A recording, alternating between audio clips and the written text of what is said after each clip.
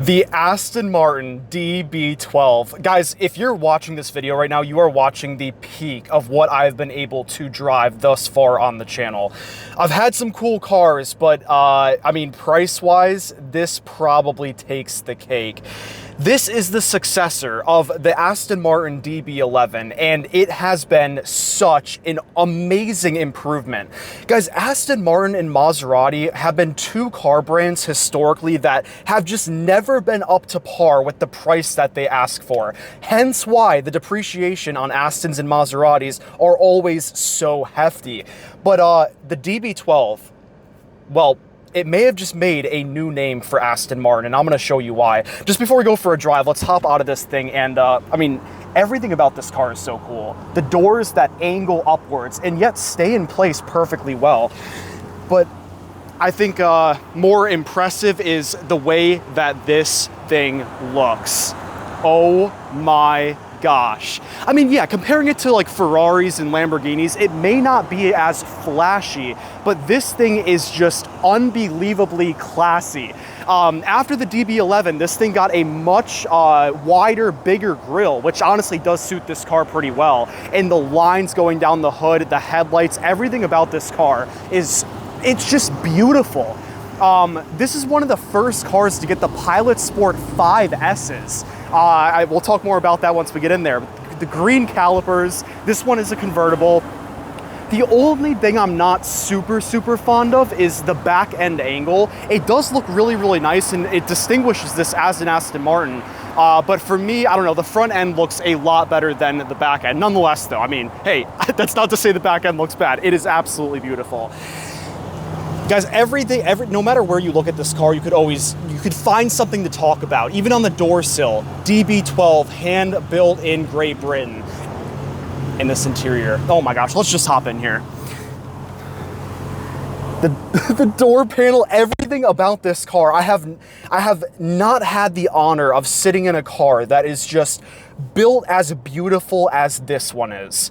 Now, real quick, before we go for a drive, to talk about this interior, again, Aston Martin and Maserati have always been two car brands that just cannot get the interior to match the price of the car. You're looking at a $250,000 car right now, $250,000 if you want to pick this thing up new. Depreciation might hit this thing just as well as it hits all Aston Martins though, and that will cause this to be a lot more affordable in the near future. More on that in a second, but finally, this interior genuinely matches the price point of this car. There still are some weird things that I am not a fan of. I mean, for one, pop this thing into reverse, and that is horrible to look at. I mean, when you're backing up a $250,000 car, you need to be able to see well, right? Well, this reverse camera, it's sort of just angled down and to the right, and so it's actually pretty hard to see where you're going or what you're really looking at, and glare can hit this pretty hard as well. So that is a genuine complaint from me. But other than that, I mean, guys, just resting your arm on this just quilted, beautiful leather. I mean, you just feel proper sitting in this thing. But without further ado, guys, let's go for a drive and talk about how this thing feels. All right away, let's throw this thing over into Sport Plus mode using the same lever that you press to actually start the engine, and gosh, even that is beautiful. Even the temperature controls are just so satisfying. I mean, oh my gosh, there's no place in this car that you can touch and be like, that wasn't that satisfying. No, everything is so unbelievably nice. And well, let's get it going. Let's start this thing off with a nice little pull here. Okay, yep. So you guys are going to be getting my first reactions to this car. I literally just picked this thing up. In fact, I'm going to be following some directions here as we drive back. We will get some nice pulls in, by the way. We're going to be hopping on the interstate as well.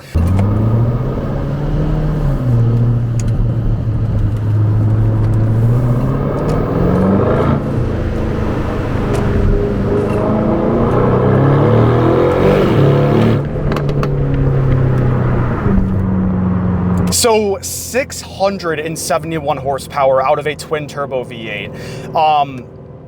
Most of you don't know this, but I actually recently got to drive the Aston Martin Vantage, and I kid you not, I was about this close to buying it because it was a lemon buyback, a 2020 used with around 22,000 miles on it. And driving that thing, to me, honestly, it wasn't fast enough, but it sounded amazing. And getting in this thing, this has what that did not. The DB12, I mean, you hear 671 horsepower, and no one in their right mind would call this slow. You can't do that. Again, even though this car is not necessarily marketed as something that is supposed to be a straight-up supercar, it still is. The goal was to have it be both feel like and drive like a supercar, but also be nice, easy, and comfortable when that's how you want to drive. Downshift, downshift.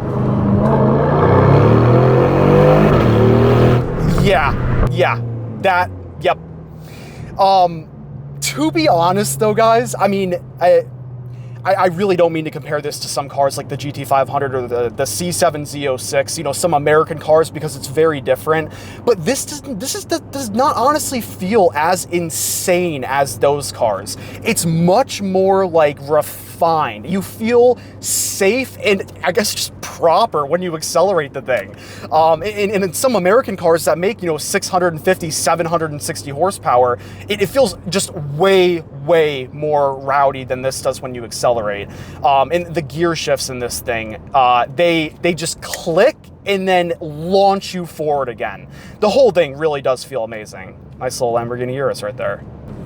Also, for the DB12, Aston Martin decided to put the paddle shifters on the steering wheel, whereas in the DB11, they were steering column mounted. In my opinion, I like when they're on the steering wheel because if you drive 9 and 3, then your fingers are always just on the paddle shifters and they just follow the steering wheel. I know some people don't like that, but for me, I'm a bigger fan of having them on the steering wheel like this. It just, I don't know, it feels more reliable, if you will. Okay, this looks like a nice place to get on it a little bit. Yeah, visibility in this thing is not so great. You have to kind of trust the mirror there, but let's do it.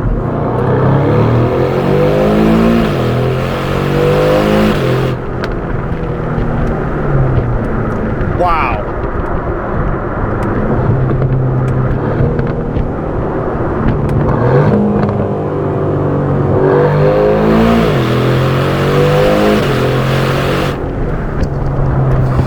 Yep, this is a car where you're going to be checking your mirrors, and you better hope there's not a cop anywhere near around, because holy moly, guys. Again, with this thing being, feeling as refined as it does, you just don't expect it to be moving as fast as it is. In a lot of other cars, you accelerate, you're flooring it, and you're like gripping onto the steering wheel for your life, and you know how fast you're going. Like, it is no surprise when you look down and you see triple digits. But this thing, I mean, it is built to be stable. It is built to be both a supercar and a grand tourer. And so it makes for a pretty deadly combination with driving it and kind of losing track of, well, can't forget you're on public roads, so keep your eye on that speedometer.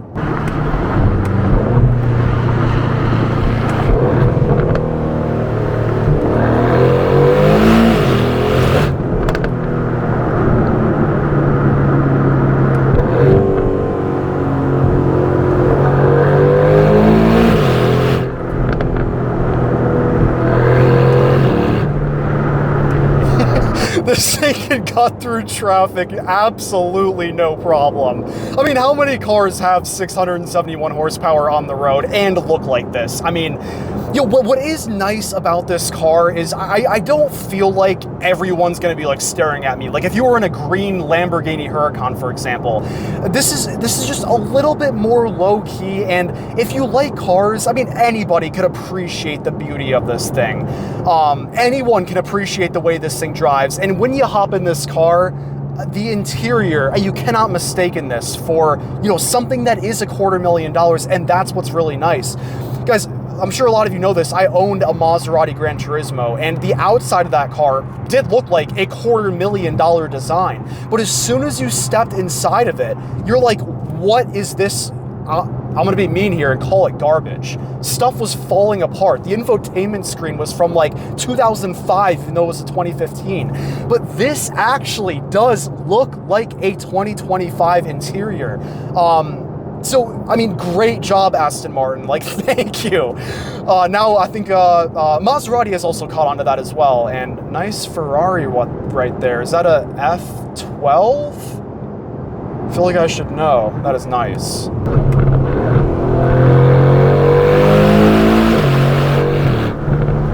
Oh my gosh, this thing can just fly past cars, even when you're already rolling at 70 miles an hour. Wow. A car really feels good to me when you're going 60, you're going 70, and you can still feel a really satisfying punch back in your seat. And with this car weighing 3,900 pounds, I mean, yeah, it pretty much, you have no choice but to give it around 600 to 700 horsepower to make it the exciting car that it is. Looks like we got a refrigerator passing us. Now, what is it like to actually own this car? The cost of ownership. First and foremost, its $250,000 price tag immediately takes out most of the population from being able to buy this thing, including myself. But the one thing that scares me personally away from Aston Martin, and what actually really led me to not buy the Vantage, is that Aston Martin historically has been known to have the worst parts and labor costs known to man.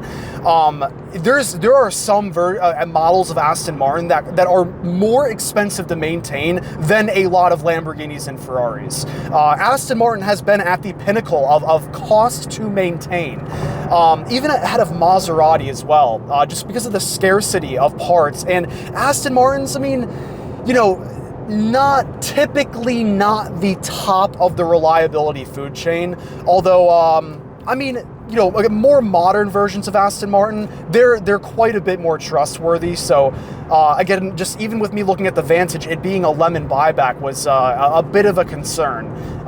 It was from California, and for those of you that know the lemon law, I mean, a customer can just complain 3 times about something stupid and then it can be bought back. But honestly, guys, my bank account said I should probably not take that risk.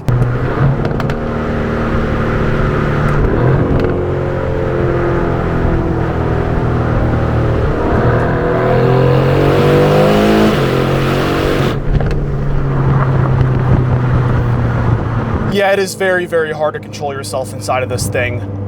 Wow. And the way this engine sounds, I have not, oh, hold on 1 second. You know, actually, let's go and do a 0 to 60 test and see what this thing can get, now that we got the opportunity. Ready? 3, 2, 1, go.